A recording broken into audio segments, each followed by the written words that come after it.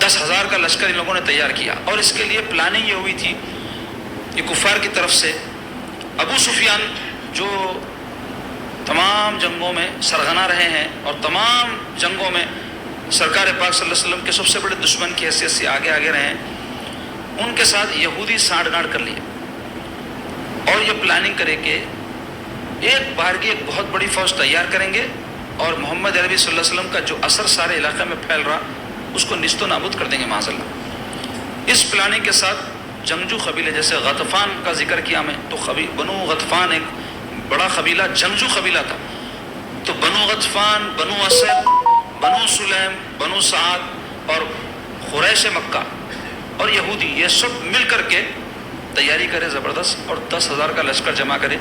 اور یہ جنگ کو قرآن مجید میں اللہ تعالیٰ نے جو ہے سورہ احزاب میں ذکر فرمایا، 21ویں اور 22ویں پارے میں سورہ ہے۔ احزاب کہتے ہیں اصل میں کئی جو ہے گروپس کے بڑے ایک جتھے کو، جیسے آپ دیکھو افغانستان کے اوپر ایک زمانے میں امریکہ حملہ کرا تھا، تو امریکہ اکیلا حملہ نہیں کرا، کولیشن بولتے اس کو، 42 پارٹیاں تھیں اس میں، 42 ممالک شریک ہوئے تھے، 42 کنٹریز، تو ہر کنٹری کی فوج تھی، کسی کی 10,000، کسی کی 20,000، کسی کی 25,000۔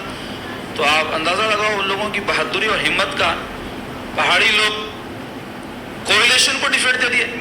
ٹائم لگاؤں گا تو اس سے معلوم ہوا اگر انسان میں ہمت اور عزم ہو، وقت بھلے ہی لگے، اللہ تعالیٰ کامیابی عطا فرماتا۔ سامنے ہماری زندگیوں کی مثال ہے۔ تو مختصر یہ کہ یہ لوگ بھی ایک کولیشن فارم کرے، ایک احزاب گروپ بنائے جس میں کئی قبیلے شامل تھے، 10,000 کا جرار لشکر ہر طرح کے ہتھیار سے لیس مدینہ شریف کی طرف جب آنے لگا، سرکار پاک صلی اللہ علیہ وسلم کو اس بات کی اطلاع دی گئی، تو پیارے آقا علیہ السلام جیسے میں بھی آپ سے عرض کیا کہ مشورہ کرنے کے بعد میں یہ طے کیے کہ خندق کھود دینی چاہیے۔ تو جہاں سے یہ لوگ انٹر ہو سکتے تھے وہاں ان کے اور مسلمانوں کے بیچ میں ایک خندق کھودی گئی، اور جو ہے وہ خندق 5-6 فٹ گہری تھی اور جو ہے 3-4 میٹر جو ہے چوڑی تھی۔ وہ اس واسطے ایسی چوڑی بنائی گئی کہ گھوڑا وڑا اچھال کے اس کے اوپر سے آنے سکنا۔ اور اب خندق کھودنے کا جب مسئلہ آیا تو حضور پاک صلی اللہ علیہ وسلم صحابہ اکرام میں کچھ حصہ جو ہے بانٹ دیے، تم اتنے گز، تم اتنے گز، تم اتنے گز۔ اب صحابہ کے ایمان، جوش ایمانی، محبت رسول، خدمت دین اور جہاد کے جذبے کے قربان جاؤ۔ مدینہ شریف کی جو زمین ہے بڑی سخت زمین ہے، ایسی ریتیلی پلپلی قسم کی زمین نہیں ہے، سخت زمین ہے، پتھر ہے اس کے اندر۔ تو صحابہ اکرام اس کو کھودنے لگے، اور ویسے وقت میں کہ جب مسلمانوں کو مالی طور پہ بڑی آزمائش کا دور تھا، کئی دن کے فاقے تھے۔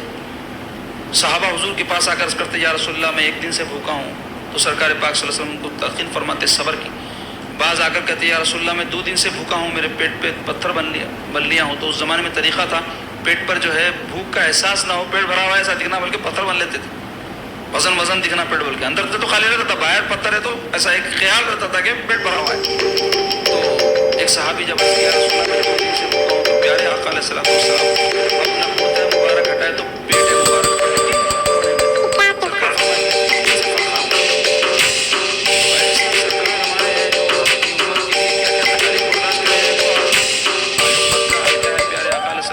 کے طریقوں کو ہم چھوڑ دیں، دنیا کے محبت اور دنیا کے عشق میں مبتلا ہیں، اور حضور علیہ الصلوۃ والسلام جو ہم کو کرنے اور نہیں کرنے کا حکم دیا اس کو بھلا بیٹھ رہے ہیں۔ تو مختصر یہ عزیزو کہ جب وہ خندق تیار ہو گئی، کفار کی اتنی بڑی فوج تھی، 10,000 کا لشکر اپنے سواریوں کے ساتھ جب مدینے کے قریب وہ آئے، تو واقعات میں آیا ہے، قرآن میں بھی اس کا ذکر ہے کہ ان کے جو جانور تھے، اونٹ گھوڑے، ان کے پیروں کی غبار سے مدینہ شریف کے اوپر جو ہے بادل کی طرح چھا گیا تھا سارا علاقہ، آسمان نظر نہیں آ رہا تھا۔ تو منافقین جو بھی تھے ان سے یہ معاہدہ تھا، جبکہ مدینہ کے یہود سے بھی اور منافق قسم کے جو لوگ تھے وہ شامل تھے سرکار کی جو ہے فوج میں، وہاں ان کی پول کھل گئی۔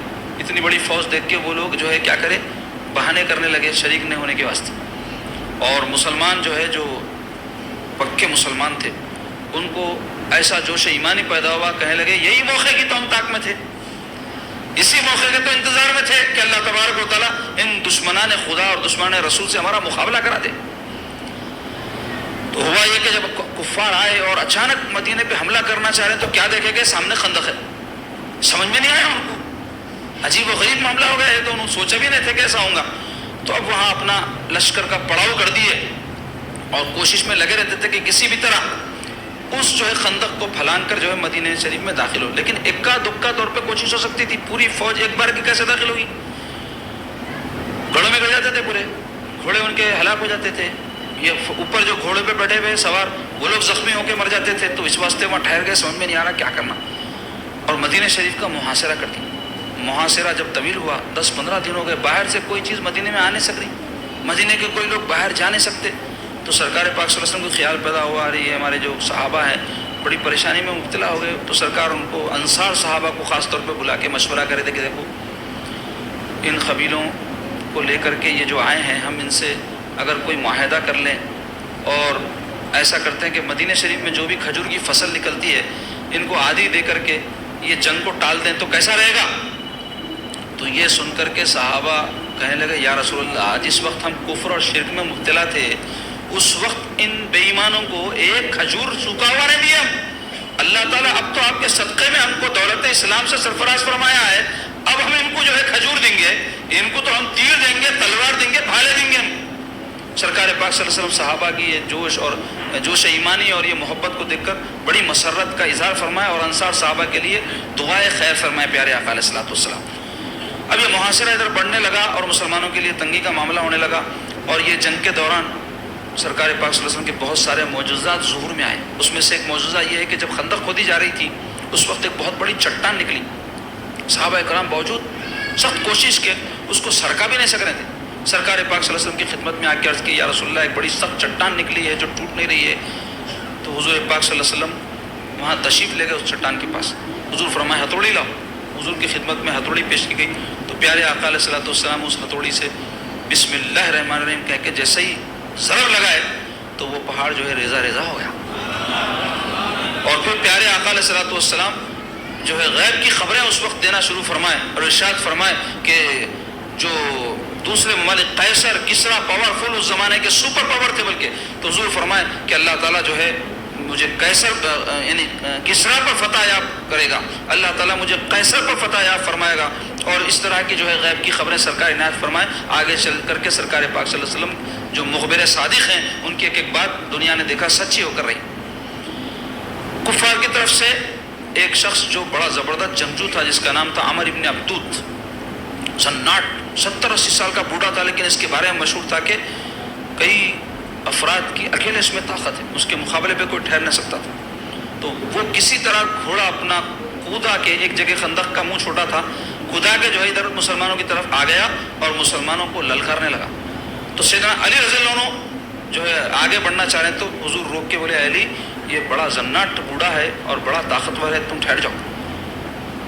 تو اس کے بعد پھر للکارا تو پھر حضرت علی بڑھے تو پھر حضور روکے. ایسا 2-3 مرتبے ہونے کے بعد پیارے آقا علیہ الصلوۃ والسلام حضرت علی کو اجازت دی کہ علی جاؤ اس کا مقابلہ کرو. تو سیدنا علی رضی اللہ تعالیٰ عنہ جو شاہ مرداں, شیر یزداں, قوت پروردگار, لا فتح الا علی, لا سیف الا ذو الفقار, کہ آپ آگے بڑھے اور عمر بن عبدود آپ پر حملہ کیا تو آپ اپنی پھرتی سے جو ہے اس کے حملے کو جو ہے بچا گئے. اور پلٹ کر جب آپ اس پر وار کیے تو لوہے کی ٹوپی پہنا ہوا تھا, لوہے کا ڈریس پہنا ہوا تھا. ذوالفقار جب چلی, ذوالفقار کیا تھی؟ ایک تلوار تھی جو سرکار سیدنا علی کو عطا فرمائے تھے. سرکار کی تلوار جو ہمارے آقا سید المرسلین اور مولا علی کیا ہے سید الاولیاء, تو ان کو عطا فرمائے تھے سرکار. تو لوگ سمجھتے اولیاء اللہ بولے تو جنگلوں میں رہنے والے, نیچے منڈیاں جھکا کے ہمیشہ ذکر کرنے والے, کسی سے لڑائی جھگڑا نہیں, بالکل ایسی صفات کرے تھے. یہ تو موقع کے حساب سے ہے, جب کوئی جنگ نہیں ہے, جھگڑا نہیں ہے, لڑائی نہیں ہے تو ایسے رہتے ہوگا. لیکن جب کبھی ضرورت پڑ جائے راہ خدا میں جہاد کرنے کی تو وہی اولیاء اللہ تلواریں اٹھائیں اللہ کی راہ میں, بے شمار ایسے واقعات. تو مولا علی کے وہ جو ہے فیض یافتہ ہے نا اولیاء اللہ, جانے ولایت سید الاولیاء مولا علی ہے, ان کا فیض ہے وہ. تو ایک طرف فقیری بھی ہے ان کی مزاجوں میں اولیاء اللہ کے, خلیندری بھی ہے اور مجاہد بھی بن جاتے ہیں جب ضرورت پڑتی ہے. تو مختصر یہ کہ حضرت علی رضی اللہ عنہ جب وار کیے تو اس کے جو ہے سر سے جو لوہے کی ٹوپی تھی اس کو کاٹے, سر پھٹنے کی آواز آئی, جیسے ہنڈی پھٹتی نہیں, دھن بول کے آواز آئی, سر پھٹا اور وہ آپ کی جو ہے ذوالفقار اس کے کمر تک اتر گئی اور وہیں ڈھیر ہو گیا اور جہنم رسید ہو گیا. سیدنا علی زوردار نعرہ مار کے پلٹے اور واپس آ گئے. سرکار پاک صلی اللہ علیہ وسلم آپ کی اس بہادری پر بڑے خوش ہوئے سیدنا علی سے. اس کے بعد پھر ایسے اکا دکا کوئی کافر آتا تو حضرت زبیر رضی اللہ عنہ زبردست برچھی پھینک کے مارے.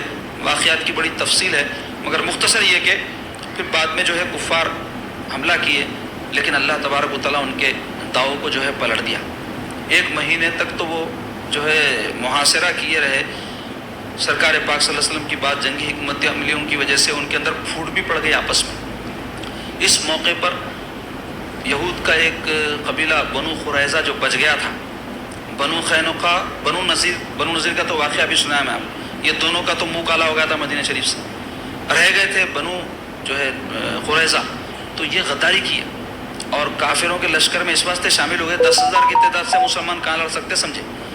لیکن ہوا یہ ان میں آپس میں پھوٹ پڑی کافروں میں, اور وہ جو کچھ 1 مہینے تک محاصرہ کیے تھے ان کا اناج پانی سب ختم ہونا شروع ہوا. پریشانی میں اضافہ ہو گیا. پھر اخیر میں ان کے جو ہے میت کے اوپر آخری کیلا اس طرح ٹھکا کہ اللہ تبارک و تعالیٰ ایک زوردار آندھی بھیجے. تو ایسی آندھی آئی کہ وہ ساروں کے خیمے اکھڑ گئے. یہ برتن جو اپنے چولہوں پہ چڑھائے تھے کھانے پینے کے لیے وہ الٹ گئے اور پورا تہس نہس ہو گیا ان کا 10,000 کا لشکر. اور ایسی آندھی آئی کہ میدان چھوڑ کے یہ لشکر بھاگا. تو یہ 10,000 کا لشکر جو بھاگا تو پھر اس کے بعد اتنا بڑا لشکر کبھی بھی سرکار کے مقابلے میں کافر جمع نہیں کر پائے. تو یہ اس حیثیت سے بڑی اہم جنگ ہے کہ جس میں سارے علاقے کے کفار یکجا ہو کر پوری اپنی طاقت کے ساتھ اللہ کے نبی سے لڑنے آئے تھے لیکن شکست خوردہ ہو کر بھاگے اور پھر کہیں کے نہیں رہے اور کبھی بھی یکجا نہیں ہو سکے. اللہ تبارک و تعالیٰ کامیابی اپنے محبوب کو نصیب فرمایا. تو اس موقع پر ایک معجزہ تو میں بھی ذکر کیا ظاہر ہوا کہ سرکار چٹان کو ریزہ ریزہ کر دیے, اور ایک معجزہ بڑا ایمان افروز ہے. وہ کیا معجزہ ہے کہ حضور پاک صلی اللہ علیہ وسلم اور صحابہ کئی دن سے فاقہ تھے, میں ذکر کیا. حضور اپنے بطن مبارک پر پتھر بندھے ہوئے تھے 3. حضرت جابر رضی اللہ عنہ سرکار کے صحابی ہیں. یہ دیکھے حضور پاک صلی اللہ علیہ وسلم 3 دن سے فاقہ ہے تو تڑپ گئے اور خیال کیا کہ حضور پاک صلی اللہ علیہ وسلم کی کچھ میں خدمت کروں. جا کر اپنی زوجہ سے کہنے لگے کہ گھر میں کیا ہے پوچھے. تو زوجہ کہنے لگی کچھ بھی نہیں ہے, گھر میں تھوڑا سا آٹا ہے. تو بولے فکر مت کرو, ایک چھوٹا بکری کا بچہ ہے, اپن اس کو ذبح کر دیں گے اور آٹے سے تم روٹیاں ڈال دو, میں سرکار پاک صلی اللہ علیہ وسلم کو بلا کے لاتا ہوں, حضور کو کھلائیں گے اپن کھانا. تو بی بی کہنے لگی اچھی بات ہے, دیکھو یہ 8-10 آدمی کے اتنا ہے آٹا, تو جا کے تم سرکار پاک صلی اللہ علیہ وسلم کو آہستہ سے بولو. تم زور سے بول دیں گے. صحابہ بھی حضور کے ساتھ, حضور کہیں بھی تشریف لے گئے تو صحابہ آتے تھے اور لوگوں کو بھی معلوم رہتا تھا حضور تشریف لائے, تو اکیلے تشریف نہیں لاتے, کچھ صحابہ ساتھ رہتے. تو تم زور سے مت بولو, آہستہ بولو, تاکہ جو ہے میں جتنا کھانے کا انتظام کیوں ہوں اتنے لوگوں کے لیے وہی لوگ کھائیں.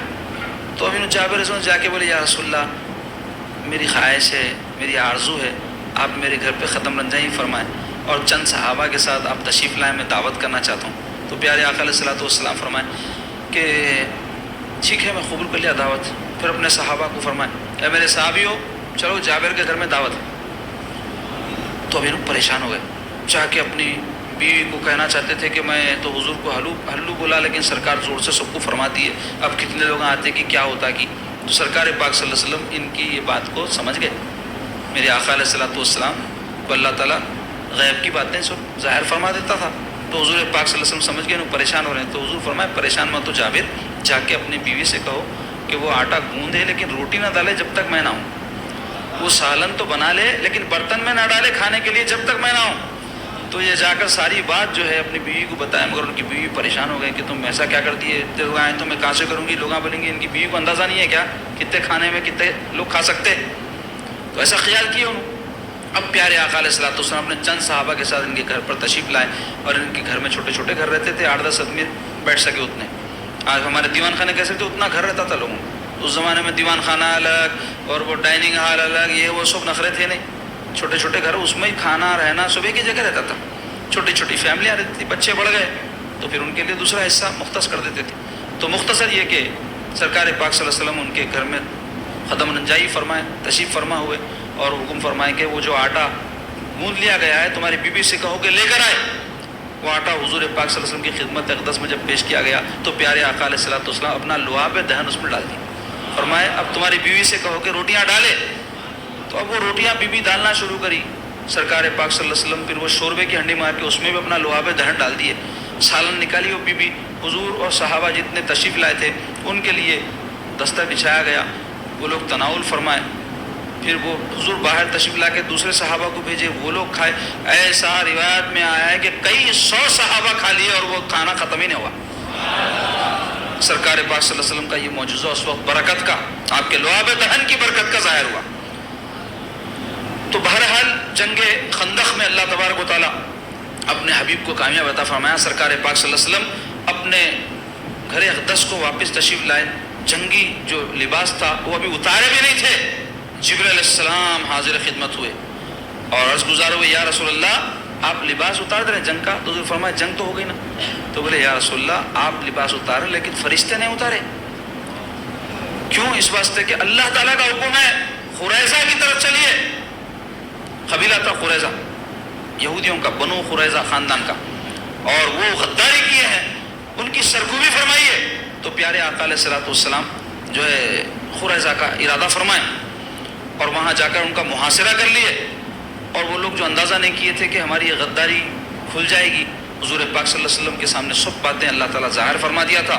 تو پیارے آقا علیہ الصلوۃ والسلام فرمائے کہ تم لوگوں کی غداری کی تم کو سزا دی جائے گی، کیونکہ غداری ہر زمانے میں بڑا جو ہے سخت قسم کا جرم سمجھا جاتا ہے اور اس کی سخت سزائیں غداروں کو دی جاتی ہے۔ تو اس پر وہ لوگ کہنے لگے کہ آپ ہمارے بارے میں فیصلہ کرنے کے بجائے بہتر ہے کہ سعد ابن معاذ، حضرت سعد ابن معاذ کون ہے؟ قبیلہ اوس جو مدینے کا قبیلہ ہے اس کے سردار ہیں، ان کو آپ جو ہے اس سلسلے میں ہمارے بارے میں حکم بنا دیجیے، کیونکہ ابو یہود تو حضور کی نبوت اور رسالت کے قائل نہیں تھے نا۔ سعد ابن معاذ سے وہ لوگوں کے چونکہ قدیم جو تعلقات تھے تو وہ لوگ سمجھے کہ انہوں ہماری سپورٹ کریں گے۔ تو سعد ابن معاذ رضی اللہ عنہ جنگ خندق میں زخمی ہو گئے تھے، ایک تیر کوئی کافر مارا تھا تو ان کے پیر میں لگ گیا تھا، تو وہ تیر کے زخم سے ان کی جو پیر کی اکحل نام کی ایک رگ رہتی، جو مین رگ رہتی جس میں خون زیادہ رہتا، وہ رگ پھٹ جانے کی وجہ سے خون مسلسل رس رہا تھا ان کے پیر میں سے، جس کی وجہ سے بلیڈنگ کی وجہ سے کمزوری ہوتی جا رہی تھی۔ تو سرکار پاک صلی اللہ علیہ وسلم خود جا کر ان کا علاج فرمائے تھے۔ اب ہوا یوں کہ جب یہ لوگ اس طرح کی بات کی تو حضور پاک صلی اللہ علیہ وسلم فرمائے سعد سے کہو کہ میں یاد کر رہا ہوں۔ ان کو اطلاع دی گئی تو وہ حاضر خدمت ہوئے، تو سرکار پاک صلی اللہ علیہ وسلم فرمائے سعد یہ جو قریظہ کے یہودی ہیں یہ چاہتے ہیں کہ ان کے بارے میں تم فیصلہ کرو۔ تو بولے یا رسول اللہ آپ کی موجودگی میں کیا فیصلہ کروں؟ تو بولے نہیں ان کی آرزو ہے کہ اس بارے میں تم فیصلہ کرو، میں تمہیں اجازت دیتا ہوں۔ تو یہ سب بات سننے کے بعد حضرت سعد عرض گزار ہوئے یا رسول اللہ تمام حالات کو، ان کی غداری کو پیش نظر رکھتے ہوئے میرا فیصلہ یہ ہے کہ ان کے جتنے مرد ہیں ان کو قتل کر دیا جائے، غدار ہیں سارے، ان کی عورتوں کو قیدی بنا لی جائے اور ان کے مال و متاع سب مسلمان اپنے قبضے میں لے لیں۔ تو جیسے ہی آپ یہ فیصلہ سنائے تو سرکار فرمائے سعد یقیناً تم نے وہی فیصلہ کیا ہے جو اللہ کا حکم ہے۔ بہرحال وہ ان کے ساتھ یہی سلوک کیا گیا ان بدبختوں کے ساتھ، اور بنو قریظہ پر بھی اللہ تبارک و تعالیٰ نے مسلمانوں کو فتح نصیب فرمائی۔ اب حضرت سعد بن معاذ جن کا زخم رس رہا تھا، اس جو ہے فیصلے کے بعد میں ان کی طبیعت بگڑی اور وہ شہادت پا گئے۔ ان کے بارے میں آتا ہے سرکار فرماتے ہیں کہ یہ ایسے صحابی ہیں کہ ان کے جنازے میں اتنے فرشتے آئے ہیں کہ حضور جو ہے انگوٹھوں کے بعد چل رہے تھے، اتنے فرشتے اترے تھے ان کے جنازے میں آسمان سے، بڑے زبردست صحابی۔ اور جب ان کا انتقال ہوا تو ان کے بارے میں یہ بات بتائی گئی ہے واقعات میں کہ یہ دعا کیے تھے اس موقع پر، جب ان کو جو ہے زخم پہنچا تھا، کیا دعا کی تھے؟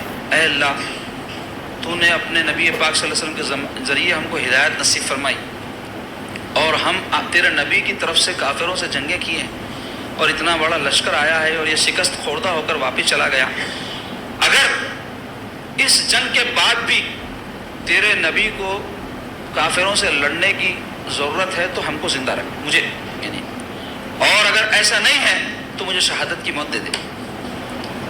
تو اس کے بعد حضرت شہید ہو گئے۔ تو مطلب یہ کہ پھر کافروں سے جنگ کی نوبت نہیں آئے گی، یہ بات بھی اس سے ظاہر ہوئی کہ ان کی دعا اللہ نے قبول فرما لی۔ تو یہ تھا ہجرت کے 5ویں سال کا اہم واقعہ، غزوہ بنو قریظہ۔ اور بھی کچھ واقعات اس سن میں ظہور میں ہے، اس میں سے ایک حجاب کی فرضیت، مسلمان عورتوں کو پردے کا جو حکم نازل ہوا وہ اسی سال ہجرت کے 5ویں سال نازل ہوا۔ اور حد قذف کہتے ہیں بہتان ترازی کی سزا کو، کسی پر بہتان لگانا کہ وہ کردار ان کا صحیح نہیں ہے، یہ عورت ایسی ویسی ہے، یہ مرد زانی ہے، یہ حرام ہے ہمارے دین میں. کئی گھروں میں جو ہے اختلاف کی وجہ سے عورتیں ایک دوسرے کو ایسے الزامہ لگا دیتی انہیں ایسی کیریکٹر کی ہے، ویسی کیریکٹر کی ہے، یا کوئی دوسرے بھی موقعوں پر لوگ کسی پہ الزام تراشی کر دیتے. یہ جائز نہیں ہے، کسی پہ الزام لگانا بہت بری بات ہے. کیوں؟ اسلام میں ہمارے جان کے بعد سب سے زیادہ جس چیز کی اہمیت ہے وہ آبرو ہے، عزت.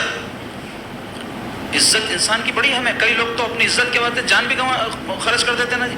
تو اس واسطے کسی کی عزت اچھالنا، کسی کو جو ہے الزام جھوٹا لگانا بری بات ہے، اس سے اجتناب کرنا چاہیے. تو اس کے شرعی احکام ہیں، اسلام میں سزا دی جاتی ہے اگر کوئی ایسا کسی پر جھوٹا الزام لگایا تو وہ احکام نازل ہوئے ہجرت کے 5ویں سال. اسی طرح تیمم کرنے کی اجازت اور جنگ کے موقع پر نماز خوف پڑھی جاتی ہے، اس کے احکام سارے ہجرت کے 5ویں سال نازل ہوئے. تو یہ تھے ہجرت کے 5ویں سال کے کچھ اہم واقعات. اب آئیے ہجرت کے 6 سال کے واقعات میں سے کچھ آپ کے سامنے آج بیان ہوں گے. اس میں اہم ترین اور بڑا زبردست ایمان افروز واقعہ، بلکہ یہ واقعہ اسلام کی سربلندی کے لیے بنیاد بنا، اور وہ واقعہ ہے بیعت رضوان اور صلح حدیبیہ کا واقعہ. یہ واقعہ کیا ہے؟ ہجرت کے 6 سال پیارے آقا علیہ الصلوۃ والسلام نے خواب دیکھے، اور خواب یہ دیکھے کہ آپ اپنے صحابہ کے ساتھ مکہ مکرمہ میں داخل ہو رہے ہیں اور کعبۃ اللہ شریف کی چابی آپ کی خدمت میں آ گئی. تو سرکار پاک صلی اللہ علیہ وسلم اپنے صحابہ کو یہ خواب سنائے تو صحابہ سمجھے کہ مکہ جو ہے مسلمانوں کے قبضے میں آ جائے گا. تو سرکار پاک علیہ السلام اس اسنا میں حکم فرمائے کہ ہم عمرے کے لیے جائیں گے. تو سارے جو صحابہ 1400 کی تعداد تھی عمرے کی تیاری کرے. سرکار پاک صلی اللہ علیہ وسلم مدینہ کی جو میقات ہے ذوالحلیفہ وہاں سے احرام باندھے اور 1400 صحابہ کے ساتھ مکہ مکرمہ کے راستے پر تشریف لے جانے لگے. کفار کو مکے کے اس بات کی خبر ہوگی تو وہ سارے آپس میں مشورہ کرے اور طے یہ کرے کہ ہم کسی صورت میں محمد صلی اللہ علیہ وسلم کو اور صحابہ کو مکے میں داخل ہونے نہیں دیں گے، کیونکہ بہت تکلیف میں تھے نا بھائی. جنگ احزاب میں، جنگ خندق میں زبردست شکست ہوئی، جنگ بدر میں شکست ہوئی، جنگ احد میں بھی بہت سا نقصان ہوا. تو دشمنی تھی، نفرت تھی. جبکہ عرب میں یہ عام معمول تھا کہ اگر کوئی بیت اللہ شریف کو آ رہا ہے احرام باندھ کے، دشمن بھی ہو تو اس کو نہیں روکتے تھے.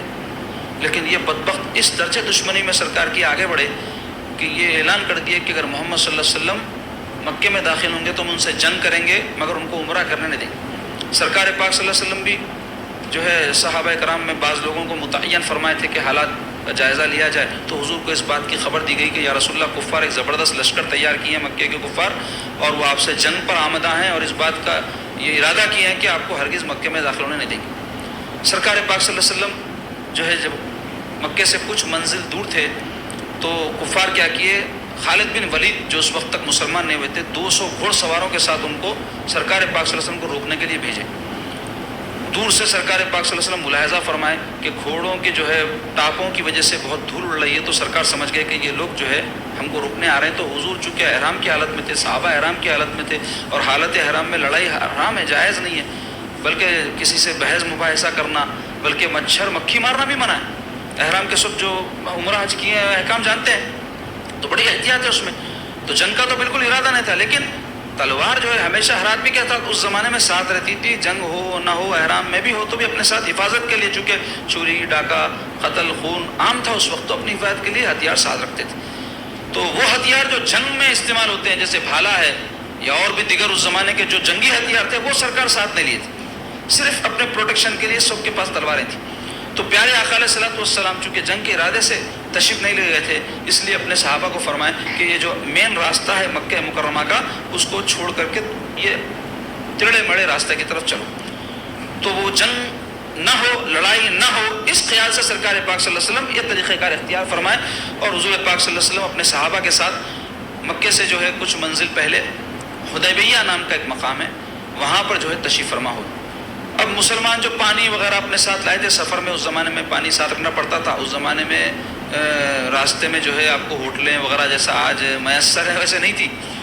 جو بھی سفر کا سامان ہے ساتھ رکھنا. اگر راستے میں خدا نہ خواستہ سامان کھو جائے یا چوری ہو جائے یا ضائع ہو جائے تو موت کے علاوہ کوئی راستہ نہیں. تو اس واسطے بڑی تیاری کر کے جاتے تھے. تو ہوا یہ کہ جو بھی پانی لے گئے تھے وہ ایک اندازے سے کہ اتنے دن میں مکہ پہنچیں گے کافی ہے سمجھ کر لیے تھے، لیکن یہ ارتک رستے آڑے تیڑے رستوں سے جانے سے ہوا یہ کہ وہ پانی ختم ہو گیا. اور ایک دو آدمی نہیں، 1400 افراد ہیں. اور وہاں حدیبیہ کے پاس جب سرکار کا قیام فرمانا ہوا، صحابہ آ کر پانی کی قلت کی حضور کی خدمت میں درخواست کی، یا رسول اللہ پانی ختم ہو گیا۔ تو پیارے آقا علیہ الصلوۃ والسلام فرمایا ٹھیک ہے، جتنا کچھ تم لوگوں کے پاس پانی وہ جمع کر کے لے آؤ۔ تو ایک بڑے کٹورے میں وہ سارا پانی جمع کر کے صحابہ پیش کیے۔ تو پیارے آقا علیہ الصلوۃ والسلام اپنے دست اقدس کو جب اس برتن میں ڈالے تو حضور پاک صلی اللہ علیہ وسلم کے دست اقدس کی برکت سے اس جو ہے کٹورے سے پانی ابلنا شروع ہوا، اور پانی ابلا جا رہا ہے۔ حضور فرمائے لوگ پانی برتتے جاؤ، تو اپنے چھاگلوں میں بھر لیے، اپنے بڑے بڑے برتنوں میں بھر لیے، اپنے سواریوں کو پانی پلا لیے، خود بھی پی لیے، وضو بھی کر لیے۔ سرکار پاک صلی اللہ علیہ وسلم جب اپنا دست اقدس نکالے تو وہ کٹورے میں پانی جیسے کا تیسا تھا۔ تو پیارے آقا علیہ الصلوۃ والسلام کے انگشتہ مبارک سے پانی نکلا۔ حضرت موسیٰ علیہ السلام بھی ایک معجزہ دکھائے تھے، قرآن میں اس کا ذکر ہے کہ جب آپ زمین پر اپنا عصا مارے تھے تو چشمے نکلے تھے۔ تو علماء کہتے ہیں کہ یہ تو ایک معجزہ ضرور ہے، لیکن زمین سے ہی پانی نکلتا، آپ نہیں نکلنے کی جگہ سے نکالے ہوں گے، لیکن پانی نکلنے کی جگہ زمین ہی ہے نا، انسان کی انگلیاں تو نہیں ہیں۔ انسان کے اندر تو گوشت خون ہوتا، پانی تھوڑی رہتا جو نکلے۔ سرکار پاک صلی اللہ علیہ وسلم کا کتنا عظمت والا معجزہ ہے کہ سرکار کے انگشتہ مبارک سے اللہ تعالیٰ نے پانی جاری فرمایا۔ اس کے علاوہ اور ایک معجزہ ظاہر ہوا، وہاں حدیبیہ میں ایک سوکھا کنواں تھا، اس میں بالکل پانی نہیں تھا۔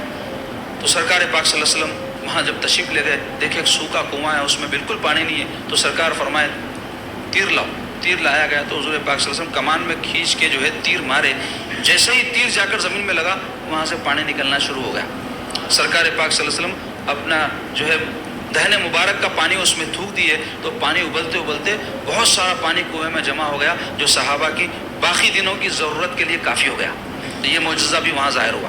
تو ہوا یہ کہ حدیبیہ کے مقام پر سرکار پاک صلی اللہ علیہ وسلم قیام فرما ہوئے، اور حضور نہیں چاہتے تھے کہ جنگ ہو، تو سرکار پاک صلی اللہ علیہ وسلم اپنی طرف سے نمائندہ بنا کر حضرت سیدنا عثمان غنی رضی اللہ عنہ کو مکے کے کافروں کے پاس بھجوائے کہ جا کر ان سے بات کرو، ہم صلح کر لیتے ہیں، ہم کو لڑانا نہیں ہے، اور بات نہ بڑھ جائے، اس بات کا جو ہے خیال فرما کر حضور یہ حکم دیے۔ حضرت عثمان غنی جب وہاں گئے، کافروں سے ملاقات ہوئی تو ان کا بڑا احترام کرتے تھے، وہ ان کے قبیلہ کا بھی بڑا احترام کرتے تھے۔ تو حضرت عثمان سے کہنے لگے کہ دیکھو ہم تمہارے نبی کو تو مکے میں داخل ہونے نہیں دیں گے، کچھ ہو جائے، البتہ اب تم آ ہی گئے ہو تو چونکہ 6ویں ہجری کا یہ واقعہ ہے نا، تو 6 سال کے بعد مکہ مکرمہ میں داخل ہوئے تھے، تو ان کے دل میں بھی کعبے کے لیے کیسی رڑپ تھی، مسلمان چاہتے نا مکے کو، مدینے کو۔ تو کفار کہنے لگے اب آپ آ ہی گئے ہو تو آپ عمرہ کر کے چلے جاؤ، آپ کو ہم اجازت دیتے، آپ طواف کعبہ کر لو۔ تو حضرت عثمان کہنے لگے ہاں میرے نبی کو تو تم داخل ہونے کی اجازت نہیں دے رہے، اور غلام کو کہہ رہے میرے سرکار جب تک عمرہ نہیں کرے میں بھی نہیں کرتا۔ تو آپ نہیں کیے، ایسی محبت سرکار سے تھی، ہر محبتیں سرکار پر قربان تھی دیکھو ان لوگوں کی۔ تو ہوا یہ کہ حضرت عثمان غنی ایسا جب بولے تو کفار چڑھ گئے، چڑھ کے جو ہے آپ کو روک لیے، تو جس کی وجہ سے حدیبیہ کے مقام پر یہ افواہ پھیل گئی کہ حضرت عثمان غنی رضی اللہ عنہ جو سرکار کی طرف سے گئے ہوئے تھے شہید کر دیے گئے۔ تو اس افواہ پر سرکار پاک صلی اللہ علیہ وسلم صحابہ اکرام کو جمع فرمائے اور ارشاد فرمائے کہ دیکھو اگر واقعتاً عثمان شہید کر دیے گئے تو تم لوگ مجھ سے عہد کرو کہ ہم کفار سے حضرت عثمان کی شہادت کا بدلہ لیں گے، اور جب تک کہ آپ کی شہادت کا بدلہ نہ لیں میدان چھوڑ کے نہیں بھاگیں گے۔ تو ایک درخت کے نیچے جو حدیبیہ میں تھا، سرکار پاک صلی اللہ علیہ وسلم صحابہ سے وہاں عہد و پیمان لیے، اس کو بیعت کہتے ہیں، بیعت کہتے ہیں اصل میں اصطلاح میں عہد و پیمان کرنے کو، وعدہ کرنے کو۔ اب یہ جو پیری مریدی ہمارے عرف میں بولتے ہیں نا، وہ بھی ایک طرح کی بیعت ہوتی ہے، اور وہ بھی ایک طرح کا عہد ہوتا ہے جو ایک مرید اپنے مرشد سے کرتا ہے کہ میں اللہ رسول کی اطاعت آپ کے بتائے ہوئے طریقے کے مطابق کروں گا، آپ جیسے رہنمائی کریں گے آپ کی رہنمائی کے مطابق اللہ رسول کی پیروی کروں گا، یہ عہد و پیمان ہوتا ہے۔ یہ اور بات ہے کہ آج ہمارے عرف میں بیعت کے جو مقاصد ہے کچھ اور ہی لوگوں نے مقرر کر لی ہیں۔ لوگ سمجھتے مرید ہوتے ہی جو ہے پورے کامہ بن جانا، بچی کی شادی نہیں ہوئی تو شادی ہو جانا، گھر نہیں بنا تو حضرت سے مرید ہوتے گھر بن گیا، کامہ بن گئے، اور نہیں بنے تو ارے حضرت کے پاس مرید ہوا تھا، کامہ ہی نہیں بنے، برسوں سے جا رہا ہوں کچھ بھی نہیں ہو رہا۔ تو یہ اس کے واسطے نہیں رہتی پیری مریدی، پیری مریدی رہتی تربیت کے لیے، اصلاح کے لیے، اصلاح باطن کے لیے، اللہ تبارک و تعالیٰ کی محبت دل میں بڑھانے کے لیے، یہ مقصد سے بیعت ہو اور اس کے ساتھ کسی سے جڑے رہو، پھر دیکھو انشاءاللہ کام کیسے بناتا اللہ تعالیٰ، دنیا کے بھی بن جاتے، آخرت تو بنی جاتی کیسا بھی۔ تو یہ مقاصد ہیں بیعت کے، جس کو بہت سے لوگ آج جانتے بھی نہیں ہیں۔ تو مختصر یہ کہ یہ جو بیعت تھی سرکار پاک صلی اللہ علیہ وسلم جو اپنے 1400 صحابہ سے ایک درخت کے نیچے حدیبیہ میں لیے تھے، اس کا قرآن میں اللہ تعالیٰ ذکر فرمایا سورہ فتح میں، لقد رضی اللہ عن المؤمنین اذ یبایعونک تحت الشجرہ، اللہ تعالیٰ راضی ہو گیا ان مومنین سے جو درخت کے نیچے آپ سے بیعت کر رہے تھے۔ تو اس میں کیا ہے؟ بہت بڑی بشارت ہے ان 1400 صحابہ کے لیے کہ اللہ تعالیٰ فرما رہے ہیں میں ان سب سے راضی ہوں جو ہے محبوب صلی اللہ علیہ وسلم آپ سے عہد و پیمان کیے ہیں اس بات پر کہ جنگ کریں گے جب تک کہ جو ہے جان نہ دے دیں اللہ کی راہ میں۔ اور ان بیعت کرنے والوں کے لیے اتنی بڑی بشارت ہے، اللہ تعالیٰ فرما رہے ہیں ان الذین یبایعونک انما یبایعون اللہ ید اللہ فوق ایدیہم، اے محبوب صلی اللہ علیہ وسلم جو آپ سے بیعت کیے ہیں، عہد و پیمان کیے ہیں، یہ آپ سے نہیں کیے ہیں، اللہ سے بیعت کیے ہیں۔ ان الذین یبایعونک انما یبایعون اللہ ید اللہ فوق ایدیہم، ان سب کے ہاتھوں پر اللہ کا ہاتھ ہے۔ اور سرکار جب بیعت لیے تو اپنا ایک سیدھا دست اقدس رکھے اور صحابہ سے فرمائے کہ میرے ہاتھ پر ہاتھ رکھو، عہد کرو ہاتھ رکھ کے۔ سب صحابہ جب ہاتھ رکھے تو حضور فرمائے یہ جو ہاتھ ہے نا یہ عثمان کی طرف سے۔ اس پر یہ آیت پاک نازل ہوئی جس میں اللہ تعالیٰ فرما رہے ہیں ید اللہ فوق ایدیہم، تو اس پر اس وقت کس کا ہاتھ تھا؟ سب کے ہاتھوں پر سرکار کا ہاتھ تھا، تو اللہ تعالیٰ نے سرکار کے ہاتھ کو اپنا ہاتھ فرمایا۔ تو اس سے اندازہ لگاؤ میرے سرکار کی کیا شان ہے کہ اللہ تعالیٰ فرما رہے ہیں کہ حضور سے جو بیعت کرا وہ حضور سے نہیں کر رہا، اللہ سے بیعت کر رہا، اور حضور کا ہاتھ نہیں اللہ کا ہاتھ ہے۔ تو یہ شان میرے سرکار کی ہے۔ تو جو سرکار کی اطاعت کیا وہ اللہ کی اطاعت کیا، جو سرکار سے محبت کیا وہ اللہ سے محبت کیا، جو حضور سے وعدہ کیا اللہ سے وعدہ کیا، اور جو حضور کی نافرمانی کیا وہ اللہ تعالیٰ کی نافرمانی کیا، جو حضور کی مخالفت کرا وہ اللہ تعالیٰ کا مخالف ہے۔ ایسی محبت اللہ اور اس کے رسول میں ہے کہ اللہ تبارک و تعالیٰ حضور کے ہاتھ کو اپنا ہاتھ فرمائے، اللہ کی ذات جبکہ اس سے پاک ہے۔ تو مختصر یہ کہ عزیزو وہ عہد و پیمان ہو جانے کے بعد پتہ چلا کہ یہ جو خبر تھی جھوٹی تھی، لیکن اب لوگ بولتے جب یہ خبر جھوٹی تھی تو پھر یہ سب واقعات کی تفصیل کیوں ہوئی، عہد و پیمان ہوا کیوں؟ اس واسطے ہوا دوستو تاکہ صحابہ اکرام کی عظمت دنیا کے سامنے آئے، پتہ چلے کہ کیسے جانثار تھے، کیسے سرکار کے چاہنے والے تھے کہ ضرورت پڑنے پر اپنی جانوں کو قربان کرنے کے لیے اپنے آپ کو سرکار کی خدمت میں فروخت کر رہے ہیں، بیچ رہے ہیں حضور کے لیے، حضور کے سامنے اپنے آپ۔ اس کے بعد ہوا یہ کہ حضرت عثمان غنی واپس آئے تو کافر جو ہے پہلے تو کہنے لگے کہ کوئی صلح ولا ہم نہیں کریں گے، کوئی کمپرومائز نہیں، صرف لڑائی۔ تو بعض سمجھدار تجربے کار دور اندیش لوگ تھے، وہ کہنے لگے دیکھو یہ اچھی بات نہیں ہے، اگر کوئی صلح سے آپس میں جھگڑا ختم ہوتا ہے اور یہ جو قتل غارت گیری ہے جب کم ہوتی ہے تو بات کرنے میں کیا حرج ہے۔ تو کفار کیا کیے اپنی طرف سے بدیل بن ورقہ نام کے ایک شخص کو بھیجے، وہ آیا حضور سے بات کیا، پھر حضور پاک صلی اللہ علیہ وسلم کے سامنے ان لوگوں کے جو بھی شرائط تھے وہ پیش کیا۔ پھر وہ جانے کے بعد کوئی دوسرا شخص جس کا نام عروہ ابن مسعود تھا وہ آیا، پھر اس سے بھی کچھ بات چیت ہوئی۔ ایسے ہوتا ہے نا صلح میں بعض وقت کئی لوگ آتے جاتے، پھر آخر میں جا کر نتیجے پہ کوئی بات پہنچتی۔ تو حلیس نام کا ایک شخص آیا، مکرس نام کا ایک شخص آیا، پھر عقیل میں سہیل بن عمر نام کا ایک شخص آیا۔ تو حضور پاک صلی اللہ علیہ وسلم اس کے نام کی مناسبت سے اچھا فال لیے، سہیل کے معنی ہوتے آسانی کے، تو حضور فرمائے لو سہیل آیا تمہارا کام سہل ہو گیا۔ تو اس سے پتہ چلا کہ اچھا فال لینا اسلام میں جائز ہے، برا فال لینا نہیں۔ پیلے رستہ کاٹی کام نہیں بنتا، وہ کتا پیچھے سے بھوکا ایسا ہو جاتا، وہ پیٹھ کو جائے یہ ہوتا، ہاتھ کو جائے یہ ہوتا، یہ بدفالی ہے، اس کی اسلام میں اجازت نہیں ہے۔ اچھا فال لے سکتے، ابر آیا انشاءاللہ بارش ہوں گی تو یہ بارش ہمارے لیے خیر اور بھلائی والی ثابت ہوں گی، رشتہ ہو رہا ہے فلاں گھر میں انشاءاللہ آپس میں محبت ہو جائے گی، ایسے فال اچھے لینا چاہیے۔ لیکن مسلمانوں میں بہت سے لوگ بدگمان رہتے، بد فالیاں لیتے، یہ جائز نہیں ہے، اس سے احتیاط کرنا چاہیے۔ تو ہوا یہ کہ یہ سہیل آنے کے بعد میں وہ کہنے لگا کہ کیا شرائط ہم جو رکھے ہیں آپ کو منظور ہے؟ تو پیارے آقا علیہ الصلوۃ والسلام فرمایا ہم کو منظور ہے۔ تو اس پر معاہدہ لکھے جانے لگا۔ تو حضور پاک صلی اللہ علیہ وسلم سیدنا علی المرتضیٰ رضی اللہ عنہ کو حکم فرمایا کہ علی معاہدہ لکھو، بڑی اس کی بھی تفصیل ہے۔